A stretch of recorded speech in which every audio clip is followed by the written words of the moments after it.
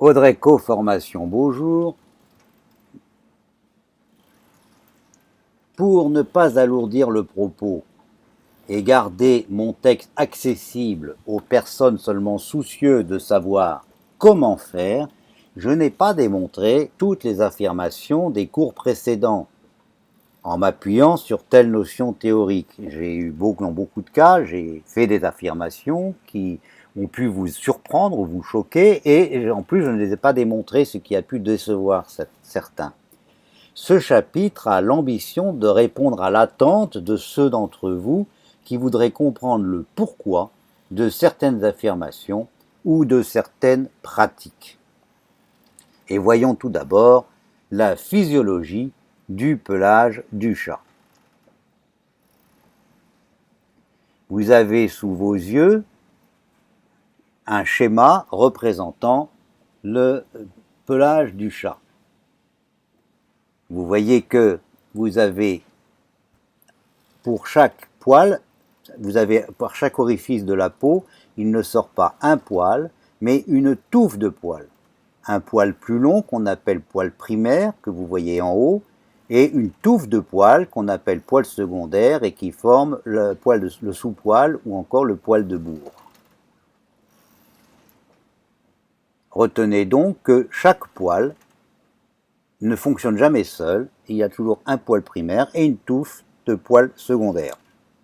Je vous fais grâce des autres caractéristiques du poil, avec une glande sudoripare par touffe, un muscle arrecteur de poil par touffe et des glandes sébacées, une glande sébacée par poil. Voilà à peu près le poil du chat vu en schéma. On assimile volontiers le poil et le cheveu humain.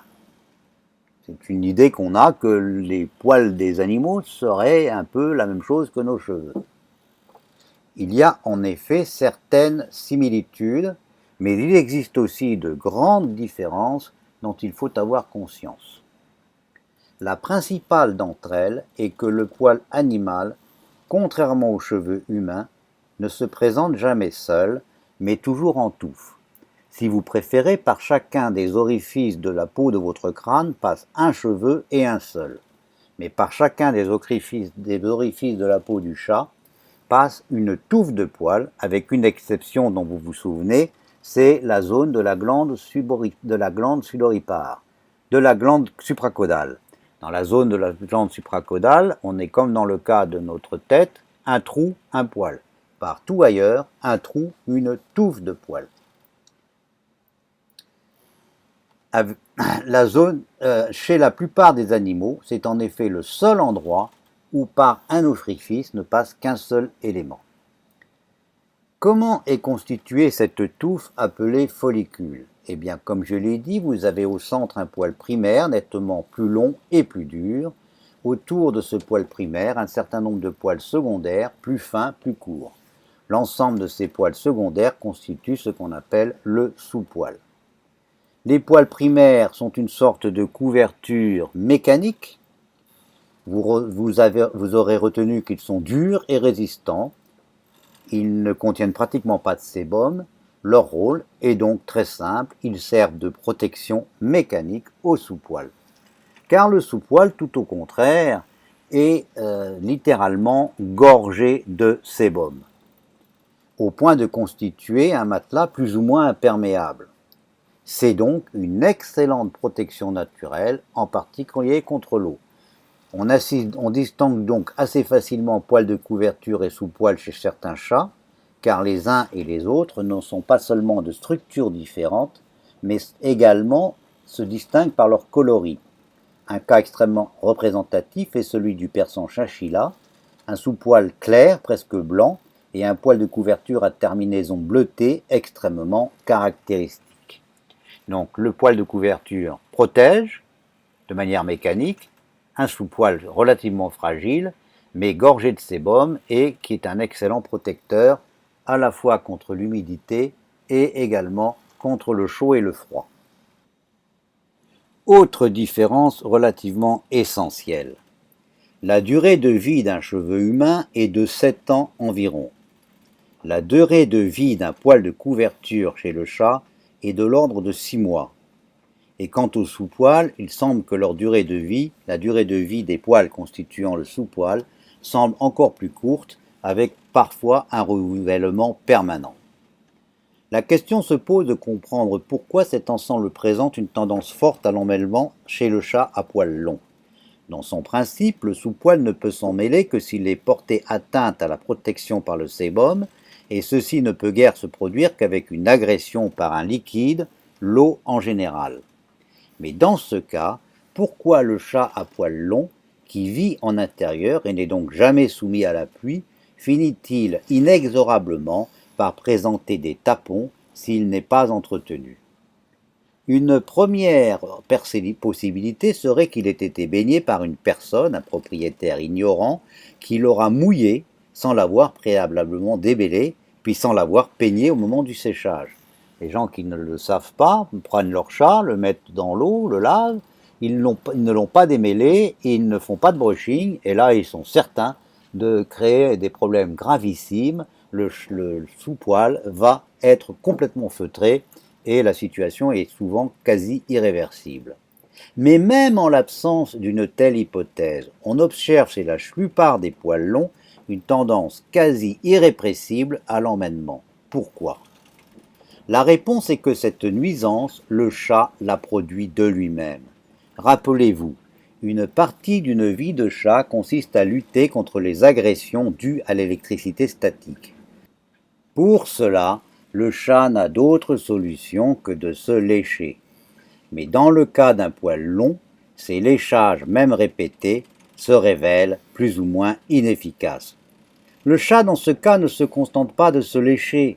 Il mord dans la touffe de poil, la mâche, la malaxe. Parfois, il arrive même à l'arracher avec le risque déjà signalé de s'étouffer soi-même. Mais dans tous les cas, le résultat est là. La touffe, désormais imbibée d'une salive relativement épaisse, est dans les conditions idéales pour s'en mêler et finir par produire un tapon. Si on laisse faire, une situation qui ne peut manquer de finir de se généraliser. Et voilà pourquoi, madame, votre chat finira par devoir être tondu. Voyons maintenant un autre sujet tout à fait important. Je vous ai dit que la chaleur était l'ennemi du poil. Je vous l'ai affirmé. Je vais aujourd'hui vous le démontrer. Et cela vaut tout autant pour l'eau du bain, qu'il faut préférer tiède, que pour l'eau du séchoir, qui ne doit pas être chaud. Je l'ai dit, mais je ne l'ai pas démontré. Je le fais donc ici. Pour cette démonstration, je ne peux faire l'économie de l'histologie du poil, qui vous est présentée en schéma ici. Voyez donc ce schéma. Vous constatez à l'extérieur de ce poil, vu en coupe, une couche mince dessinée en noir. Cette couche est en réalité une superposition de petites écailles dures, essentiellement constituées de kératine. Cette couche s'appelle la cuticule. La cuticule protège l'intérieur du poil. C'est une protection, une armure pour l'intérieur du poil. Elle est normalement imperméable, tout au moins tant que pour une raison ou pour une autre, elle n'est pas blessée. Imperméable, c'est-à-dire qu'elle interdit le passage de l'eau de l'intérieur vers l'extérieur, mais aussi de l'extérieur vers l'intérieur. Cela dit, la cuticule, il faut comprendre comment elle fonctionne. Elle fonctionne comme les tuiles d'un toit ou comme les écailles d'un poisson. Si on la regarde au microscope, elle est faite de petites écailles. Ces écailles, collées les unes contre les autres, sont imperméables, sauf si l'on a fait éclater une des écailles. Exactement comme il en serait, votre toit est imperméable, mais si il manque une ou plusieurs tuiles, le toit cesse d'être imperméable. Sous la cuticule, et en vert sur mon schéma, une autre partie, le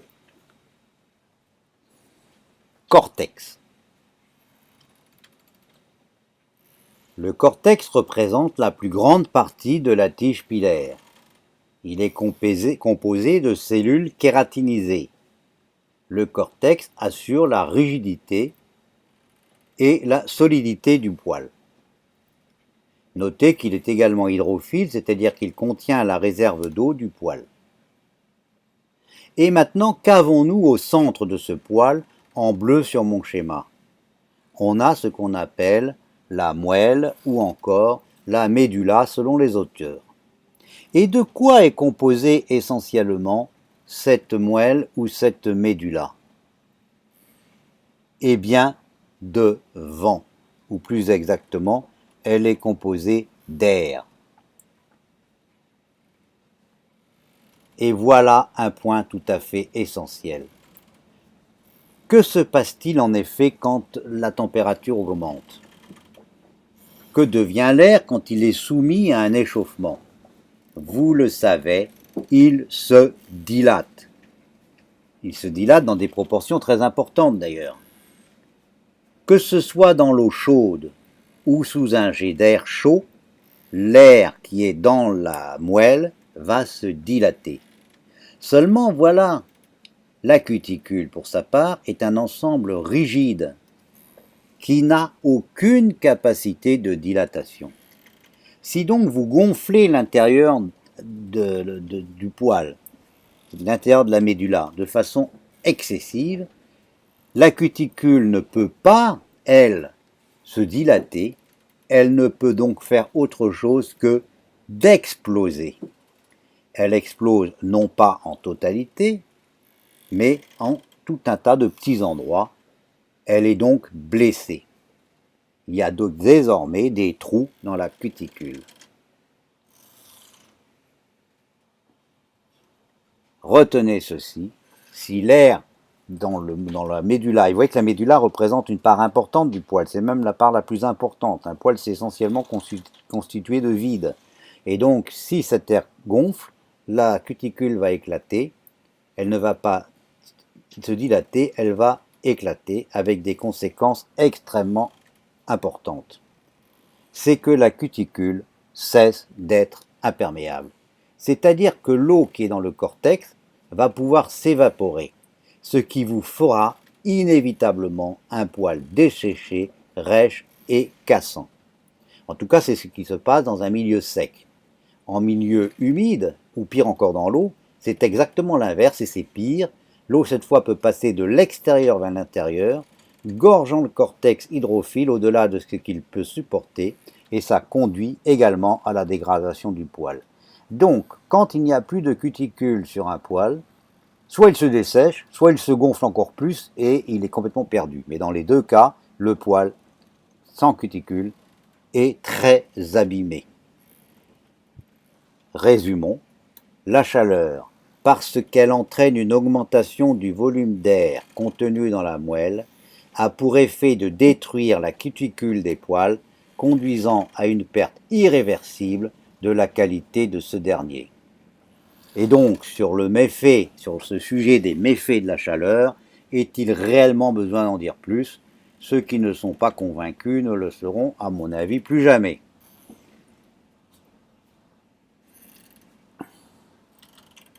Autrement dit, si vous hésitez, c'est pour ça que je vous ai dit, si vous hésitez entre une eau trop chaude ou une eau fraîche, préférez toujours l'eau fraîche, parce que l'eau fraîche, eh bien, sera peut-être plus ou moins inconfortable pour l'animal, mais elle ne lui fera pas de mal. Et quant à l'air, veillez à ce qu'il ne soit jamais chaud. Vous ne pourrez rien produire de plus nuisible à votre animal que d'utiliser pour sécher sur pelage un air chaud. C'est une des raisons d'ailleurs pour lesquelles les gens qui utilisent des pulseurs pour sécher les animaux, non seulement ils n'obtiennent pas d'effet d'évaporation, mais en plus, ils abîment énormément le poil. D'abord parce que l'air est trop haut, trop fort, à haute pression, mais surtout on ne peut pas éviter que de l'air à haute pression produit par une turbine qui tourne à toute vitesse ne soit finalement très chaud. Mettez votre main à la sortie d'un pulseur, vous verrez que l'air est très chaud, presque brûlant.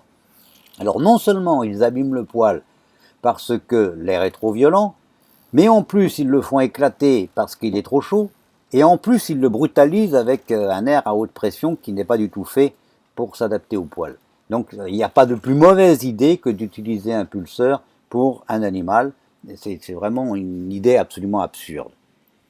Donc, évitez l'air chaud, encore plus que l'eau chaude, parce que là, vous allez, dans tous les cas de figure, créer des dommages irréversibles. Une autre notion théorique importante, c'est de comprendre le principe du démêlage. Vous allez me dire que c'est facile de comprendre le principe du démêlage. Eh bien, soit, pour autant, essayons de creuser un peu ce que nous voulons dire. Car en effet, pour tout un chacun, démêler, c'est débarrasser le pelage de tous ses nœuds. C'est aussi ce que pense le connaisseur. Mais c'est la manière de faire qui fait la différence. En introduction, je vous dirais, comme je l'ai déjà dit, qu'une personne habile va débarrasser un chien ou un chat de tous ses nœuds en n'enlevant pratiquement pas de poils. Alors qu'une personne malhabile va aussi débarrasser le chien ou le chat de tous ses nœuds, mais il n'y aura plus de poils sur l'animal quand il aura fini. C'est toute la différence. Voyons ce qui se passe quand le peigne d'un non-connaisseur rencontre un nœud. Voilà, vous avez ici la peau en bas, les orifices. Là, on n'a présenté qu'un seul poil par orifice pour simplifier le raisonnement. Vous avez nécessairement entre la peau et les premiers nœuds un espace sans nœud. Et c'est là que doit commencer à travailler votre peigne. On commence toujours à partir de la peau. Le peigne rencontre un premier nœud. Qu'est-ce qui se passe lorsque l'on ne sait pas travailler? On tire et voyons ce qui se passe.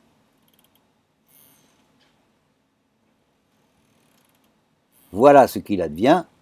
Eh bien, on arrache le nœud. Et on a retiré de la fourrure toute une partie du poil.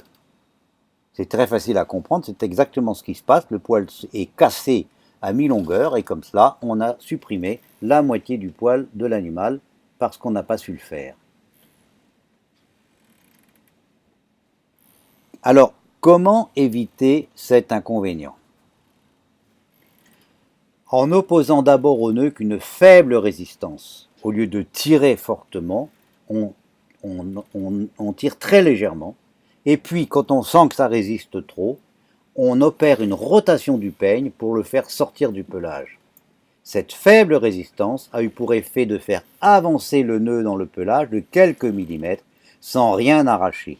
Et en recommençant cette opération un nombre suffisant de fois, on finit par faire sortir le nœud. En fait, on l'a, mais cette fois, réellement démêlé.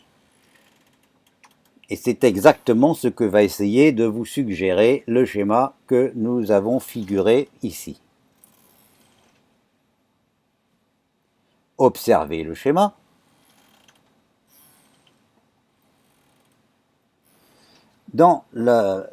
Lors du premier passage du peigne, en haut à gauche, eh bien, on a gagné quelques millimètres pour le nœud. Donc le nœud est un peu plus avancé dans le poil. On n'a représenté que 2 poils ici pour le raisonnement. Le peigne, en ayant rencontré le nœud, a fait avancer le nœud dans le poil. Et puis quand il a senti que la résistance était trop forte et qu'il allait arracher, il a opéré un mouvement de rotation et il est sorti du poil. Mais à ce moment-là, on est revenu une deuxième fois et on se trouve dans la position en bas à gauche. Le nœud est presque au bout du poil. Il faut recommencer encore une fois et le nœud est à ce moment-là sorti du poil. Donc voyez-vous, là on a présenté comme si on pouvait réussir en 4 passages ou en 3 passages.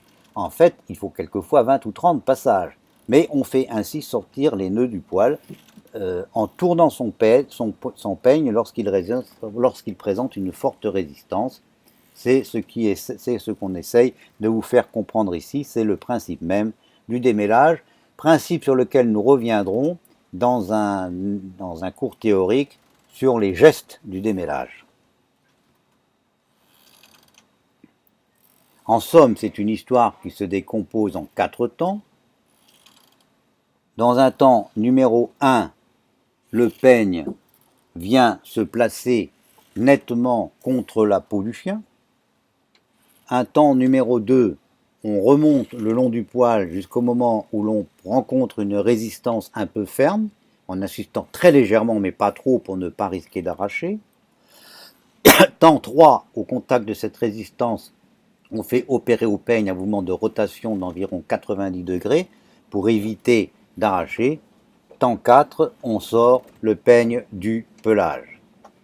Je répète que vous trouverez en appendice un chapitre qui vous décrit plus complètement le mouvement, ce que nous appelons le mouvement juste du peigne.